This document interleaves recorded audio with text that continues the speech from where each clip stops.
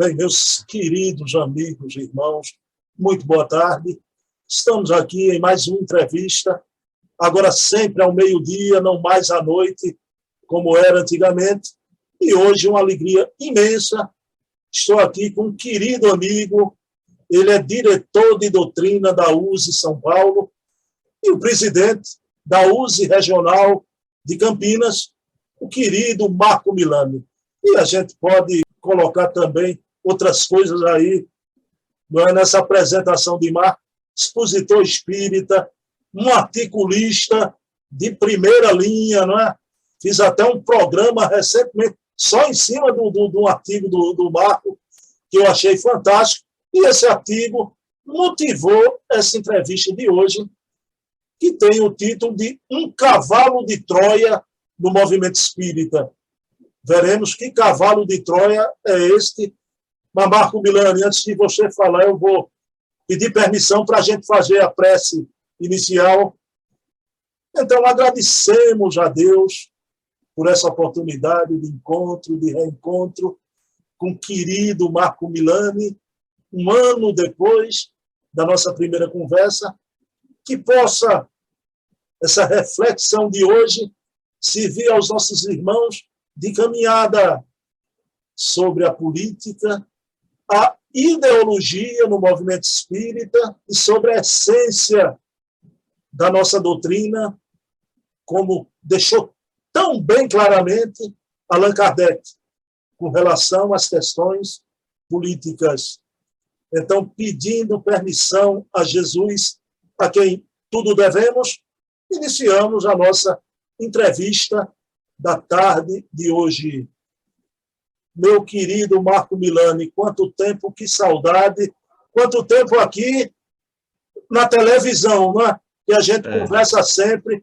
Tudo bom, Marco? Tudo bom, Bruno. Eu que agradeço o convite. Para mim é uma alegria estar de volta aqui. Vamos falar frente a frente, né? Mas só reforçando, eu falo com você quase todo dia, né? A gente está em contato. Até porque, Bruno, você é uma daquelas pessoas que eu poderia dizer o seguinte: a gente não se conhece pessoalmente, mas já virou irmão, já desde que a gente se conheceu, né? Então, eu tenho muita simpatia por você e para mim independentemente de estarmos gravando ou não, de estarmos ao vivo ou não, de estarmos à distância, nós estamos sempre juntos aí, trocando ideias, é isso que é importante. Bom, Marco Milani, antes da gente começar a nossa conversa, quando eu marquei com você essa entrevista, eu não imaginava, não é? Hoje, neste sábado agora, não é?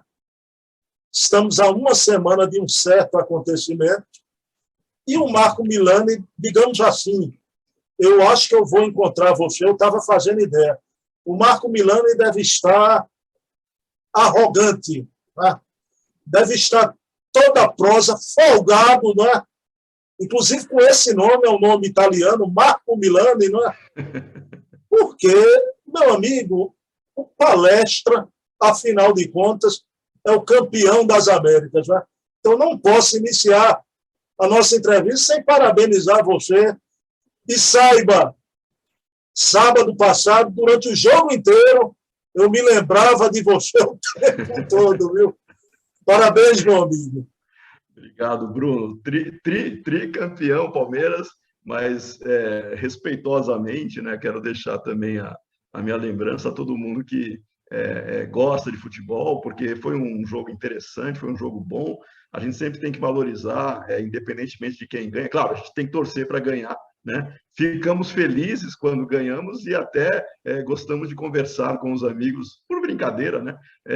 Que eventualmente torceram para o time adversário, mas no fundo a ideia é sempre se divertir com moderação, né? Sem aqueles arroubos de querer achar que a vida é tudo ou nada por causa do time. Mas obrigado pela felicitação, e eu continuo simpatizando, né, com o time de Flávio Caçarrato, que já diria que aí em Pernambuco farei questão de visitar o estádio, inclusive, quando eu estiver aí. Passando a pandemia, eu já marquei com o Marco, vamos assistir um jogo no Arruda, né? Mas Marco Milani, inclusive, 20 minutos depois da decisão no sábado, eu recebi uma fotografia de um senhor palmeirense, né? Muito feliz da vida, com a camisa do Palmeiras. Eu digo, meu Deus, nem Dona Andréa Laporte segura esse homem. E ela tem fotografia junto comigo também, ela de verde, eu com a camisa do Palmeiras, né, celebrando também. Bom, mas vamos agora para o que interessa de fato, Marco. Meu amigo, antes da gente adentrar ao miolo dessa conversa, né, um certo cavalo de Troia, Marco, como é o espiritismo com relação à política? E o espírita ante a política? O espírita pode ter suas preferências, gostar de política, tem até uma ação política no ambiente onde vive. Que meu amigo diz disso?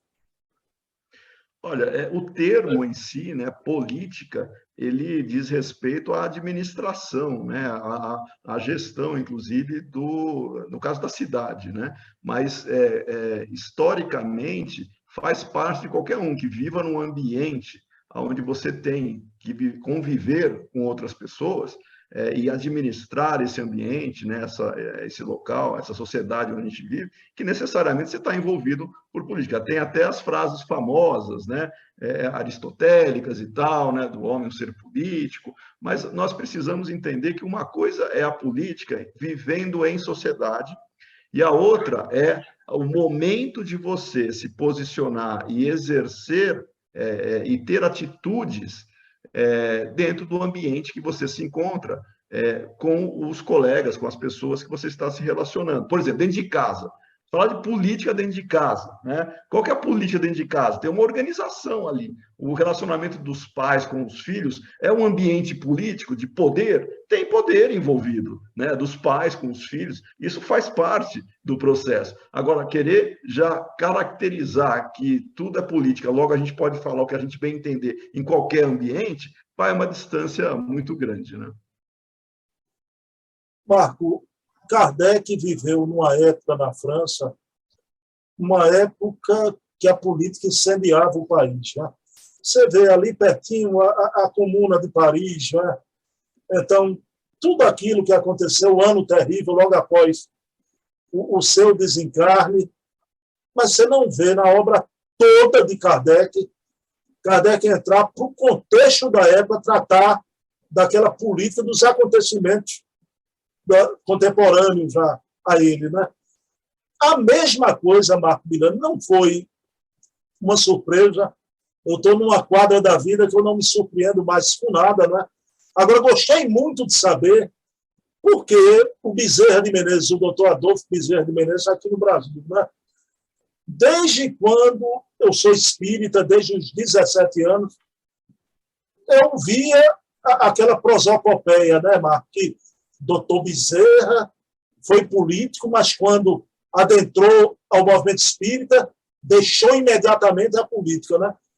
E, inclusive, a obra do Luciano Klein, uma biografia que é a maior biografia já escrita sobre Bezerra de Menezes, está saindo agora em dezembro. Nessa quinzena, a gente vai receber, era de 3 a 15 de dezembro, né? Eu estou prestes a receber, já comprei. Então, a historiografia comprova, Marco Milani, que o Bezerra de Menezes, até desencarnar, jamais deixou a política. Veja bem, mas ele, nesse ponto, a gente não pode negar, ele jamais misturou política com espiritismo. É por aí, Marco Milani. Exatamente. É o que você acabou de posicionar, né, Bruna? Política, na ideia de polis, né, de cidade, do ambiente onde a gente está, a gente vai estar imerso nesse ambiente e faz parte da vida de cada um também se posicionar na gestão desse ambiente, se é a favor, se é contra, sugerir mudanças, sugerir melhorias, isso faz parte. Reclamar, isso faz parte. O que as pessoas tentam, infelizmente, desviar da sua concepção da essência, né, ao trazer pautas político, e aí a gente já vai adjetivar, né, partidárias, ideológicas, da maneira que ela acha que como deveria ser gerida a sociedade, e tentar legitimar isso dentro do ambiente espírita. Esse é o grande problema, tá? Já antecipando alguns tópicos que a gente pode desenvolver, mas a pessoa tem as suas convicções particulares de como melhorar a sociedade, que muito legítimo, muito justo. Outras pessoas podem ter concepções diferentes de também melhorar a cidade, cada um no seu caminho.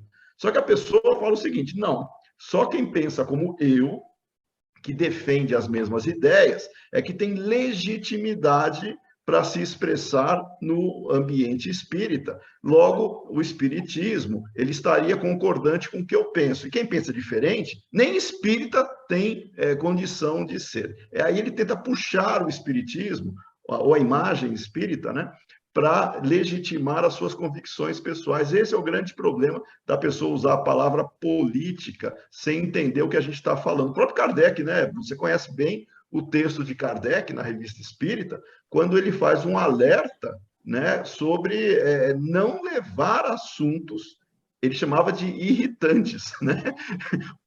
Entre elas, assuntos políticos, para a casa espírita, para a discussão no grupo espírita. Por quê? Porque vai desarmonizar, vai dividir, vai gerar embate, como acontece na sociedade. A sociedade, em nenhum momento da história humana, nós tivemos harmonia ou pensamentos, vamos chamar, iguais, a não ser pela força, né? Que você obriga as pessoas a aparentarem um tipo de pensamento, mas conscientemente a pessoa pode pensar diferente, mas ela aparenta pensar de um jeito.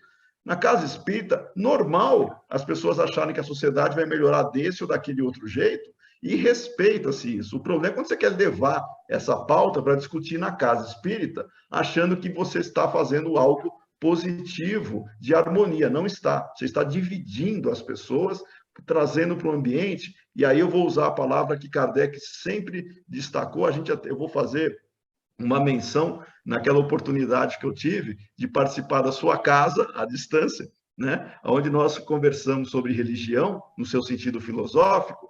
É exatamente esse o sentido que Kardec dá em termos de comunhão de pensamentos, de laço que une aqueles com o ideal espírita. A nossa religiosidade, sob o aspecto espírita, ela não se dá na forma institucionalizada, ela se dá na forma de laço de pensamentos, de comunhão de pensamentos. Esse laço em torno do ideal é o que nos une, que põe lado a lado pessoas que na vida em sociedade podem defender bandeiras partidárias completamente diferentes, mas dentro da casa espírita são irmãos, trabalham ali em torno do mesmo ideal. Se a pessoa entrar na casa espírita vestindo a sua cor partidária e achar que isso faz parte da discussão, você vai ter lado a lado pessoas antagônicas que não vão fazer direito aquele trabalho que se predispuseram a fazer no ambiente espírita, que deveria ser unido com harmonia e não com desavenças que nós já sabemos que existem e elas não vão sumir, porque um acha que ele tem a verdade e o outro tem a mentira. Os dois pensam isso. E aí, como é que faz? Pessoal, essa palestra que Marco fez na nossa casa, a Casa dos Humildes, a religião no sentido filosófico, né? Vocês procurem aí na internet uma palestra extraordinária, né? De que eu concordo totalmente com o conteúdo que o Marcos expôs ali. Mas, Marco, veja bem, né? A coisa no movimento espírita parece que é cíclica, né? Lá atrás, você se lembra disso, aquele manifesto dos espíritas, os jovens espíritas universitários, né? Em Campinas, a gente tratou aqui, embora que foi em outro tema, questão do Karl Marx e o espiritismo, com Donha, uma entrevista que eu achei maravilhosa. O Donha é professor de história, né? Mas por que eu digo que é cíclica, Marcos? Né? Porque há um tempo atrás, há uns anos atrás, uns 2, 3 anos atrás, houve aquele primeiro manifesto, né, dos espíritas progressistas de esquerda. Não ficou só naquele. Houve outro manifesto também. E isso aí Marco, eu não vou citar nomes, né? Até para não dar ibope, eu não nego, não é por receio de nada, é para não dar ibope, né? Aqui no Nordeste, isso teve uma febre, inclusive a todo o movimento que arrebanha, você sabe, o jovem, até por força da idade, tem aquele caráter revolucionário, né? Então, que é um movimento que traz no seu bojo todas essas causas identitárias, né? Então, a coisa do politicamente correto. Então, tudo isso para a tribuna espírita, acredite, para as lives espíritas, né? Claro, a gente vai tratar aqui desse cavalo de Troia, Marco, o movimento progressista de esquerda. Se porventura houvesse um movimento de direita conservador espírita, tenho certeza a gente ia tratar da mesma forma. Mas não houve manifesto, não houve abaixo assinado e não há organização como está tendo esse movimento progressista de esquerda. O que você acha propriamente sobre esse viés, esse movimento progressista que está aí no nosso dia a dia espírita, né? No nosso movimento espírita? Perfeito. E você fala bem quando não tem lado, direita ou esquerda, quando o próprio Kardec, né, quando ele rechaça plenamente a ideia de se fazer um partido espírita, por exemplo, né, ou trazer uma bandeira espírita para defender questões que competem ao homem em sociedade, politicamente, se posicionar, se vai ter maior ou menor intervenção do governo, se vai fazer desta ou daquela maneira, se vai ter maior liberdade ou menos liberdade. Tudo isso são questões a serem discutidas do cidadão e pode se posicionar legitimamente em qualquer lado, desde que tenha com a consciência tranquila. Quando você começa a trazer essas vertentes de como a sociedade tem que ser, e você legitima, entre aspas, o seu discurso, pensando elementos doutrinários ou elementos que estão contidos nos textos de Kardec, para tentar justificar e embasar a sua linha e falar assim, nossa, o espírita tem que ser assim, porque aí ele puxa a palavra progresso do espiritismo, tá? Ou o espiritismo como um movimento progressivo. Tá vendo? O espírita ele tem que ser progressista. E aí já faz aquilo que a gente pode chamar de uma desonestidade intelectual, de dar o mesmo significado de progresso que Kardec estava chamando e usou na codificação, para a ideia de progressismo que é tido hoje com seu sentido político partidário ideológico. Tá? Primeiro que progressismo, esse político partidário ideológico, não tem nada. São ideias de 2 séculos atrás também, boa parte dela é originada no materialismo, doutrinas materialistas, especificamente o socialismo marxista, tá? Que é materialista. Você citou a entrevista que você fez, né, sobre Marx, e ficou muito claro o que Marx pensava do espiritismo, inclusive, né? Dentro da proposta, mas não precisa pegar só um documento onde Marx descreve o que ele sentia pelo espiritismo. Basta pegar Leon Denis na obra Socialismo e Espiritismo, no capítulo 4, a gente tem um trecho lá que é extremamente, vamos dizer assim, esclarecedor sobre o que Leon Denis pensava do socialismo marxista. Tá? Leon Denis, ele, no capítulo 4, ele dizia que o Marx era uma pessoa, vou ler o trecho, eu até tinha separado aqui, no capítulo 4 diz o seguinte, o socialismo de Karl Marx, homem ácido e odioso, cujo objetivo principal é a guerra de classes. Está no DNA do socialismo marxista, você lutar, você guerrear com a ideia de classe, a ideia de segmentos sociais. Tudo isso desprovido de generosidade e de grandeza e não leva senão a investida ao esmagamento de uns pelos outros. Ou seja, está no DNA dessa ideologia você combater, você lutar, né, que é a palavra que se usa, contra quem pensa diferente. Tá?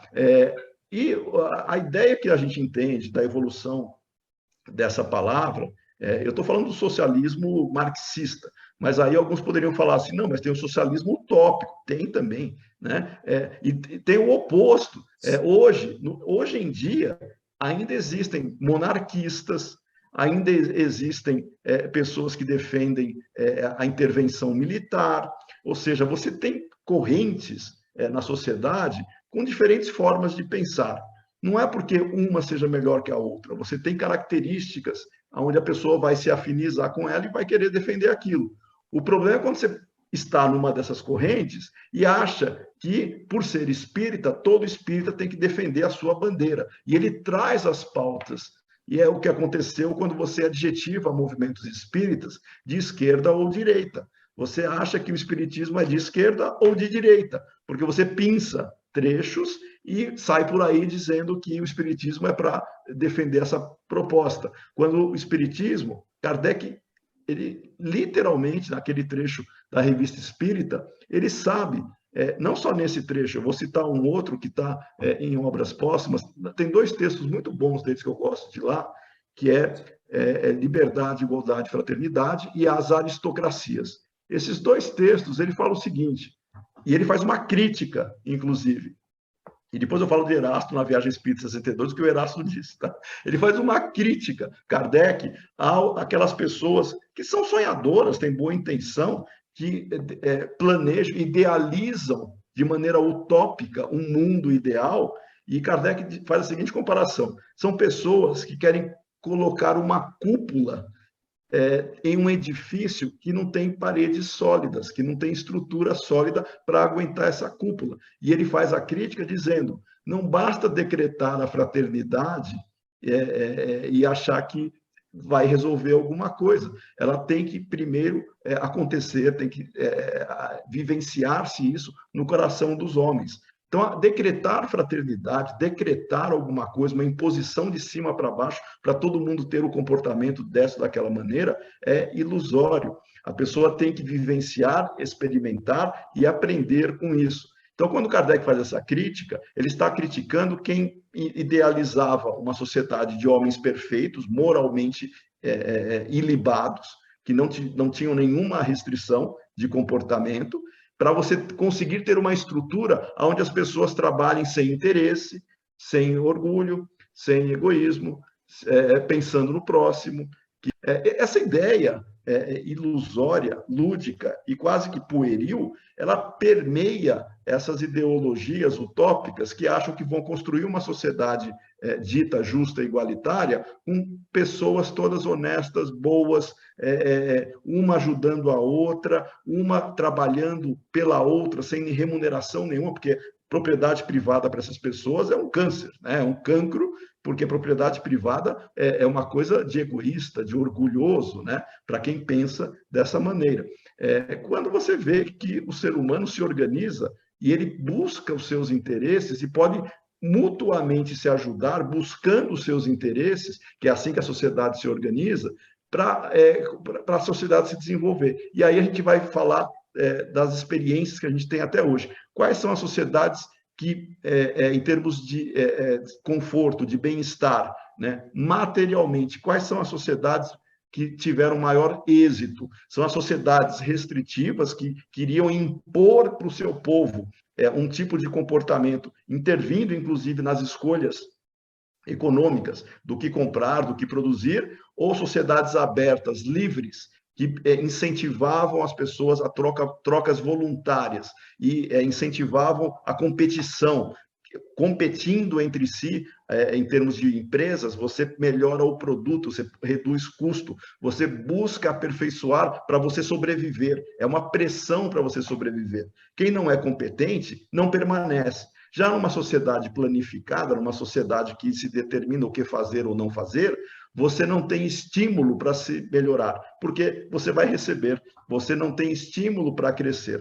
E, fazendo uma menção a Erasto, aos operários de Lyon, na Viagem Espírita 62, o que o Erasto disse? Cuidado com as utopias, né?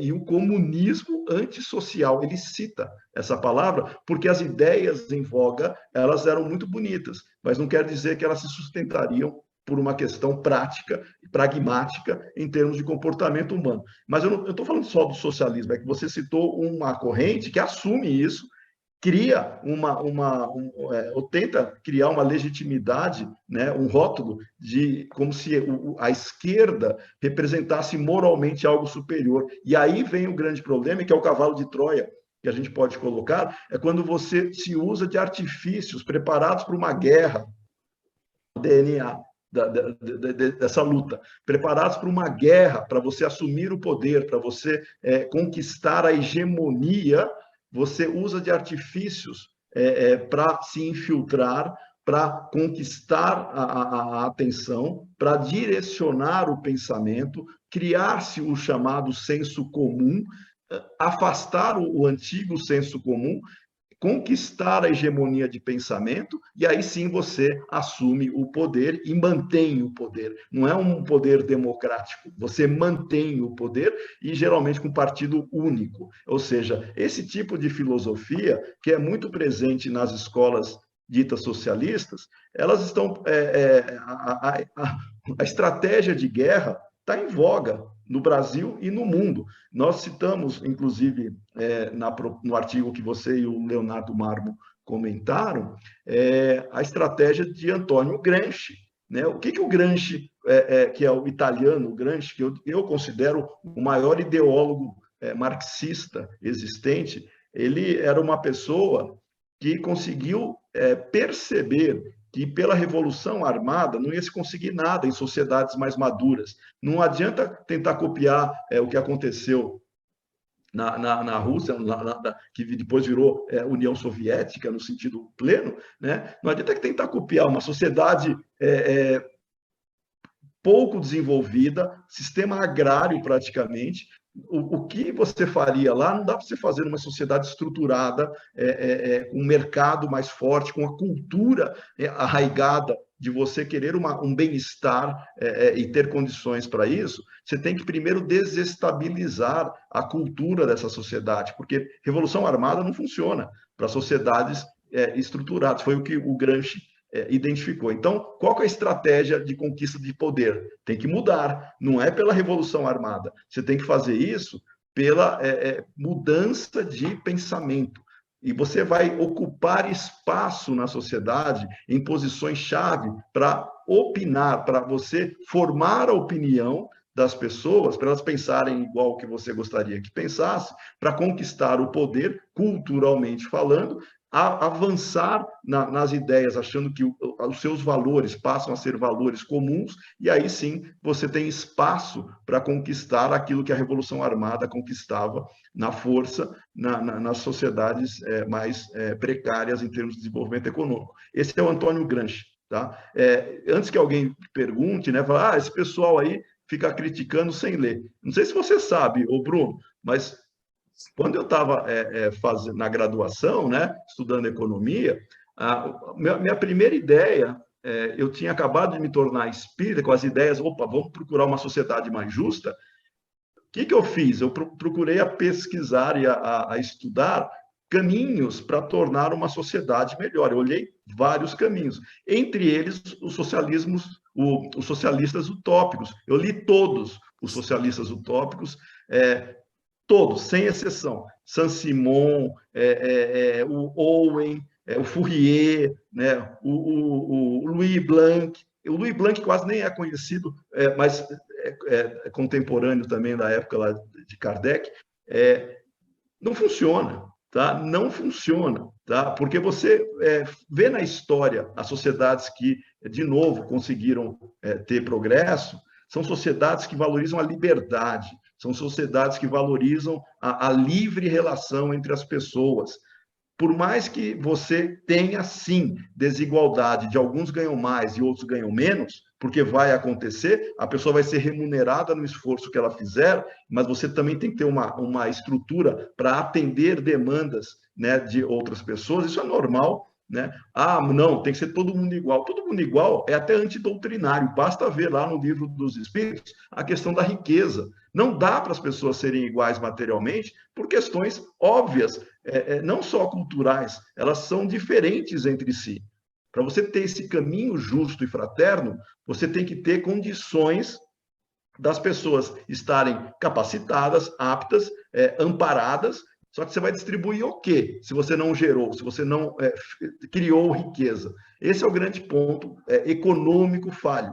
E aí as pessoas que querem deturpar, os ideólogos, e o Gramsci é um deles, não que é aquela ideia da propaganda negativa, né? Você fica falando tanto que as pessoas vão querer ler. Mas não tem como não falar do Gramsci, porque as ideias dele estão em voga. Pois não. Sobre o gramscismo, Marco Milani, veja bem, né? Você falou em luta, em guerra. Luta de classes com reencarnação não se coaduna. Tá? Os espíritos, quando falam no emprego da fortuna, é necessário para o progresso, em determinados momentos, a riqueza ficar concentrada num ponto. Os espíritos asseveram isso. Né? Meu amigo, eu sou filho e neto de jornalista. Meu querido Marco Milani, eu conheço o comunismo por dois motivos. Né? O meu avô, isso no início do século passado, né, foi um dos fundadores do Partido Comunista Brasileiro, o PCBão, que não era a favor da luta armada, era mais aqueles ideólogos. Né? Mas aí eu fui entrar na universidade, era a pergunta que eu queria lhe fazer, e você trouxe já o gramscismo. Né? Quero lhe fazer porque você é um acadêmico, é um professor, conhece o ambiente da universidade. Marco Milani, eu fui fazer geografia e confesso para você, isso para um economista vai soar um arranhão nos ouvidos, viu? Eu fui fazer geografia porque eu queria fugir de matemática. Tá?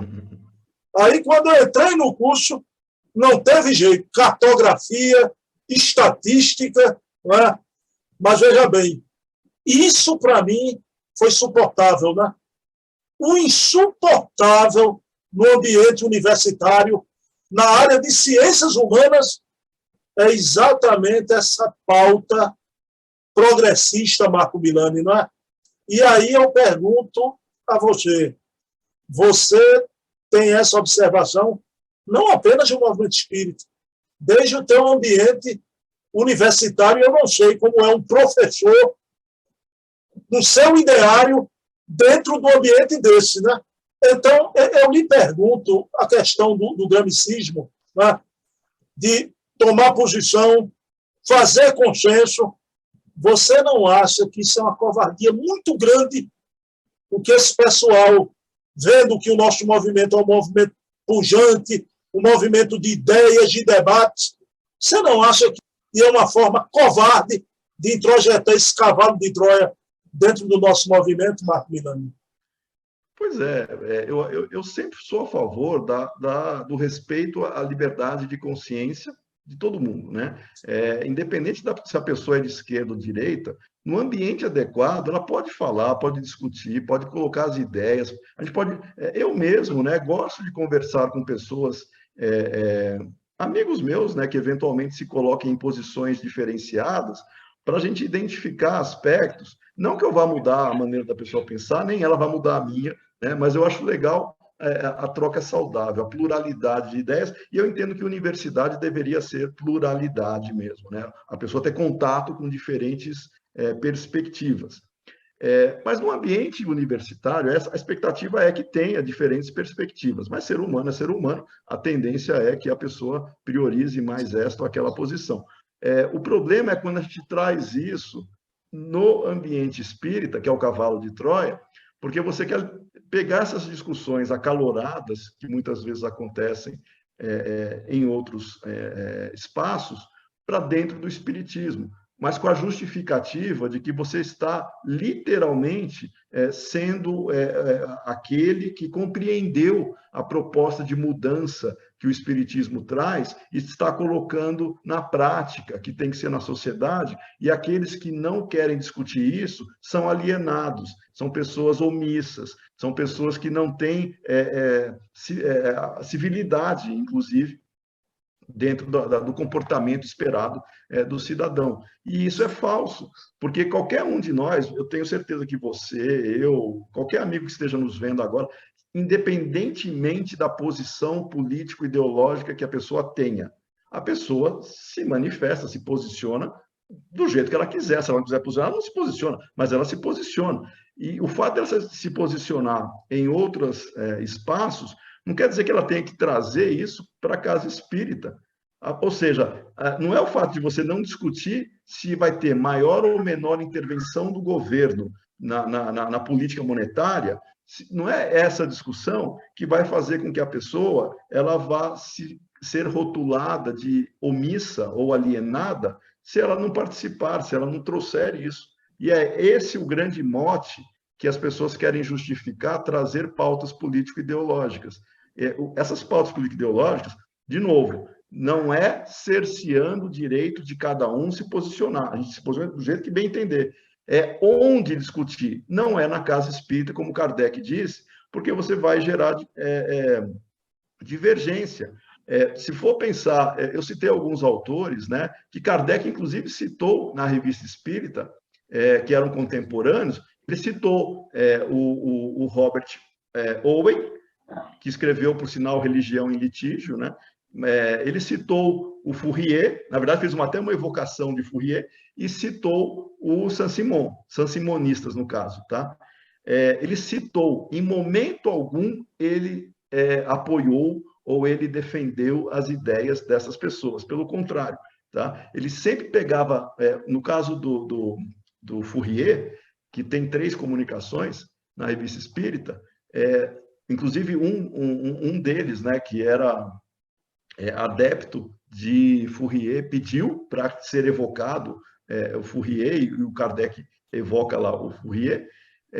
O Fourier, ele tinha uma maneira de ver alguns valores morais completamente contrários ao que o Espiritismo tem, em termos de respeito à monogamia, por exemplo. Tá? Os falancérios, que eram os grupos, né, as sociedades que ele imaginou, sociedades ideais, compostas, e ele era místico, né? Então ele tinha um número cabalístico lá, 810 homens e 810 mulheres que comporiam o falanstério. E no falanstério, as relações afetivas e sexuais eram livres. Tá? Não, por quê? Porque o Fourier era averso, né? Ele tinha resistência à ideia da monogamia, à ideia do casamento. Ele colocava, inclusive, nas suas teorias, né? Ele tinha resistência à repressão. Tá? Então, você imagina uma pessoa que moralmente tem essa característica e fala assim, não, beleza, é uma pessoa que deu comunicação ali, então ele é espírita. Cuidado, né? As pessoas têm que olhar direito o comportamento dessas propostas para entenderem que não basta o rótulo ser socialista utópico, é uma pessoa humanista. E aí vem o que nós chamaríamos, alguns por ignorância e outros por desonestidade intelectual, de querer atrelar o rótulo à moralidade. Ou seja, eu já li textos, você já deve ter lido também, no movimento espírita, a pessoa escrevendo: por que eu sou um espírita de esquerda? Porque eu defendo o ser humano, porque eu sou contra a injustiça, porque eu sou contra a opressão. Enfim, ele começa a listar virtudes, falando que ser de esquerda era ser virtuoso, quando, na verdade, isso é uma falácia, porque você pode ser virtuoso de esquerda ou de direita. O problema da ideologia, ela é econômica, ela é política, é você alterar a liberdade da pessoa em termos de, além de produzir e gastar onde você entender, ou ter a liberdade de se beneficiar de algum esforço que você tenha, ou mesmo você tem a liberdade de ajudar os outros. Não é ninguém te obrigando. Como é feito lá na Casa dos Humildes, que eu sei que vocês têm um trabalho de assistência, né, para idosos, né, que vocês... o trabalho para idosos, quem que obriga vocês a fazer? Tem um Estado obrigando vocês a ajudarem as pessoas idosas? Não tem. É por maturidade moral. Independentemente se a pessoa é de esquerda ou de direita, ela ajuda, porque ela quer, ela ampara. É assim que nós fazemos, nós podemos criar redes sociais de amparo, independentemente se a pessoa se classifica de direita ou de esquerda. Mas quem é supostamente de esquerda acha que só quem é de esquerda é que se preocupa com as pessoas, é que é caridoso, porque quem é de direita, para estigmatizar, é egoísta, é orgulhoso, pensa em dinheiro, é materialista, quando que é o oposto. Né? A essência materialista da ideologia, basta ver quem criou, né? E aí a gente vai ver a função espiritual da reencarnação. Que ideologia que fala sobre a reencarnação, especificamente? Para falar que a pessoa que nasce em determinado ambiente, aquele desafio que ela está vivenciando é um desafio justo. Ou seja, isso dói para ouvir, né? Nós temos que melhorar o ambiente, nós temos que melhorar a situação de todos, sem exceção. Não podemos nos conformar com privilégios, não podemos nos conformar com pessoas que são deslocadas da oportunidade de trabalharem ou de terem um benefício, de se manterem. Nós temos que, literalmente, trabalhar para que isso não ocorra. Quem tem mais pode e deve, né, trabalhar buscando o seu benefício e o benefício do próximo. Esse discurso, na cabeça de quem acha que não, isso aí é só para quem é de esquerda, é um absurdo falar que quem é de direita pode pensar assim também. Então, veja que a gente tem problemas de visão de mundo muito complicados. E o problema maior, qual economia dita socialista que gerou riqueza, deu certo, está aí esbanjando prosperidade? Me mostra uma. Não tem. A gente tem que trabalhar questões práticas. Essas questões não são na casa espírita. Não vou discutir isso de liberdade econômica na casa espírita, não vou mesmo.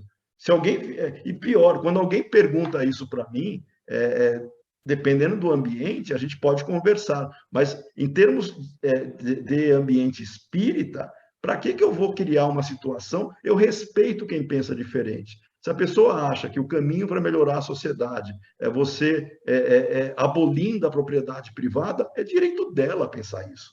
Eu não vou querer martelar na cabeça dela que não é esse o caminho. Eu respeito, é o direito dela. O problema é quando ela impor, quando ela quer forçar o outro a crer daquela maneira. Aí já começa a ter problema. E na casa espírita a gente não pode ter isso. Bom, meu querido Marco Milani, o que motivou essa nossa conversa foi o seu artigo. Inclusive, ele está aqui, pessoal, na descrição, Trojan em grupos espíritas, né? Eu e Leonardo Marma, a gente fez um observatório da imprensa espírita sobre ele. A gente concordou totalmente. Você foi um dos poucos a abordar num artigo em sentido contrário a essa maré que se encontra aí. Mas, Marco, eu queria, essa pergunta é a derradeira nossa aqui. Meu amigo, veja bem, não é? O mundo inteiro, Marco, não só na questão política, mas, veja bem, o mundo inteiro, e você conhece aquele velho adágio, né? Dividir para governar melhor. Né? Então, você vê, em todos os países, as grandes oligarquias, os grandes cartéis, né? Parece que conseguiram dividir o mundo opiniaticamente em tudo. Você vê os Estados Unidos, a terra da liberdade, foi carcomido por dentro. E você vê hoje a sociedade americana, uma sociedade dividida, Marco Milani, completamente dividida. Então, essa coisa também da polarização aqui no movimento espírita, mas aí também no campo político, mas você conversando comigo, eu achei de um bom senso, de uma lucidez muito grande, e eu queria que você, de forma en passant, tocasse aqui para a gente a questão, a tua visão da coisa binária, que enquanto movimento espírita, nós discutimos as ideias assim, né? Pão, queijo, queijo. Ou é branco ou preto. Não há nuances, Marco Milani, né? E eu achei de uma lucidez também no campo político, mas em tudo, como é que você vê essa problemática, né? Da coisa binária, quando a gente vai refletir sobre qualquer coisa do nosso movimento. Eu vejo que isso é uma estratégia maniqueísta, inclusive, daqueles que querem formar uma narrativa de que eu tenho a verdade, eu sou o bom, eu tenho as virtudes, e quem pensa diferente é o inimigo, é o adversário, é aquele que não tem moral ou não tem legitimidade ética para se posicionar. Essa visão maniqueísta, de que lado seja, tá? Eu não estou falando que é desse ou daquele lado, estou falando que é o discurso da pessoa que arvora-se, né, o detentor da verdade, e aquele que pensa diferente está literalmente obsidiado, fascinado, ele está envolvido, né, ainda num processo evolutivo inferior. Esse tipo de postura, seja de um lado ou de outro, não agrega em termos de harmonia na casa espírita. Então, esse pensamento binário, ele leva a isso. Um está certo, o outro está errado. Um está certo, tem as virtudes, o outro está errado, é um pária da sociedade, tem que ser eliminado. E, literalmente, eu vejo pessoas que pregam a tolerância menos com quem pensa diferente. Né? Então, você vê o exemplo, né, que a gente tem que fazer quando Jesus diz amar aos inimigos, ele não está falando só amar aos inimigos da boca para fora. Ele está falando literalmente quando nós nos posicionamos no respeito às ideias do próximo. Se a pessoa acha que a sociedade vai melhorar de outro jeito, respeite-se a ideia do outro. Ah, não, porque ele é isso, ele é aquilo, não pode existir gente assim na sociedade.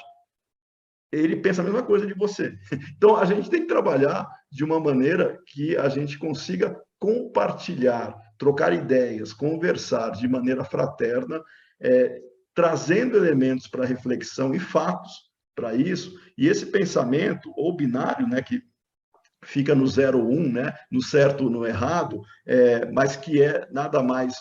Essa é uma dicotomia que faz parte do maniqueísmo, né? Para você construir um discurso melhor, é muito fácil capturar mentes mais frágeis dessa maneira. Você joga o certo, a verdade, o virtuoso é esse aqui. Quem pensa diferente não tem que morrer, não merece estar aqui no ambiente, é um pária, tem que ser afastado da sociedade.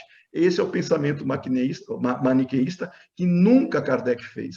Nunca Kardec se posicionou a favor deste ou daquele. Ele coloca, assim, o respeito à liberdade de consciência. E aí a gente pode colocar de maneira muito clara, qualquer doutrina, qualquer filosofia, qualquer discurso, qualquer narrativa que desrespeite a liberdade de consciência do próximo, seja ela qual for, você está indo contra essa questão doutrinária da liberdade de consciência. Ah, mas e se ele pleitear algo absurdo? Ele está pleiteando, então a argumentação não é de julgar e querer condenar. A questão é, se eu considero que eu estou certo, eu vou expor por que eu estou certo, mas não criticar a pessoa em si. Posso criticar as ideias. E aí apresente as provas que evidenciem que a pessoa está errada, sem querer condenar a pessoa. E aí eu sei que foi a questão derradeira, mas eu não podia deixar de falar isso. Você se lembra, né, Bruno? O médium Divaldo Pereira Franco, quando ele fez um comentário, alguns anos atrás, que é sobre uma questão envolvendo político partidária, né, gerou o maior conflito. Né? Você se lembra disso? A República de Curitiba, ele se referia, né? Foi. Ele fez uma citação, citou, inclusive, questões do marxismo cultural, citou uma série de coisas. O ambiente que ele estava gerou essa repercussão. Se ele tivesse dito isso num ambiente de discussão sobre a questão, você tem um outro contexto. Ah, não, mas ele não pode, porque ele é uma figura ímpar do movimento, ele influencia muita gente. Mas o que ele fez de posicionar-se em termos de orientação e crítica, as pessoas que querem discutir política estão fazendo a toda hora. Eles fazem a toda hora, trazem, e pior, não é só criticar, eles condenam quem pensa diferente. Então, veja que para um serve, porque ele disse o oposto do que as pessoas que condenam, muitas vezes, abraçam.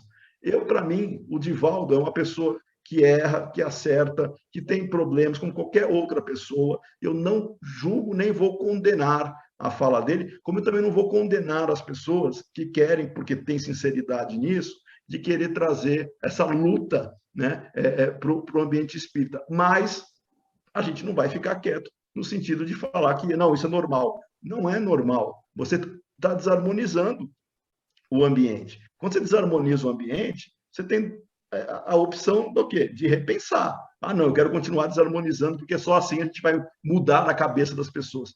Você está, infelizmente, influenciado por essa ideia guerrilheira de classes ou de luta social, que não é assim que se resolve problemas com respeito. Mas, enfim, cada um com a sua característica, e eu não aprovo nem desaprovo Divaldo ou qualquer outro médico. Eu só deixo muito claro, se a régua é para um, tem que ser para outro também. Se condenou o Divaldo em falar isso, condene-se por falar coisas no sentido oposto da mesma linha político-ideológica. Ah, mas ele falou, ele começou, eu tenho direito de resposta. Aí vai longe o negócio. Bom, meu querido Marco Milani, eu fiz esse convite a você em off, mas vou tornar público aqui, não é? Um ano que eu te entrevistei, né? Pessoal, eu convidei Marco Milani, ele topou voltar aqui, tanta coisa para conversar. E Marco é essa pessoa de fala fácil, uma pessoa de diálogo. E não pensem, vou deixar vocês com a pulga atrás da orelha, né? Tem um ponto ou outro que eu e Marco a gente discorda, mas assim, na bonomia, né? E a gente acha graça até da discordância da gente num ponto ou no outro. Marco Milani, foi uma felicidade, como sempre, né? Uma alegria. Eu disse a você na primeira entrevista, né? Eu gosto de entrevistar Marco Milani, porque ele tem um olho bom. A gente olha para o olho de Marco e a gente se sente bem, né? Meu querido, sua despedida aqui para o pessoal que nos assistiu. Bom, eu queria mais uma vez agradecer o convite. Quero deixar muito claro que o que nós conversamos hoje, ele se refere à reflexão, não imposição de nada, reflexão. Às vezes o comportamento que a gente faz com a maior boa vontade do mundo não é aquele comportamento respeitoso que está gerando harmonia, tá? Então, dentro da proposta de reflexão, vamos buscar compreender as origens das narrativas, as origens dos argumentos que são utilizados, e cuidado com aquelas linhas que prometem o paraíso na Terra, tá? E se vendem como as virtudes que são aqui materializadas. É isso. Bom, Marco, querido, você faz a prece final, pode ser? Faço.